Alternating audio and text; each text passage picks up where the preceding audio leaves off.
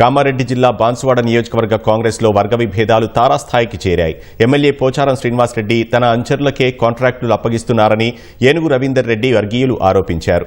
నిజామాబాద్ కలెక్టర్కు ఫిర్యాదు చేసేందుకు భారీగా తరలివచ్చారు. కలెక్టరేట్ లోపలికి వెళ్తుండగా వారిని ప్రధాన గేట్ వద్ద పోలీసులు అడ్డుకున్నారు. తమను ఎందుకు లోపలికి అనుమతించడం లేదంటూ రవీందర్ రెడ్డి వర్గీయులు పోలీసులతో వాగ్వాదానికి దిగారు. అంతలోపే అదనపు కలెక్టర్ కిరణ్ కుమార్ బయటకు వచ్చి వారి నుంచి ఫిర్యాదును స్వీకరించారు.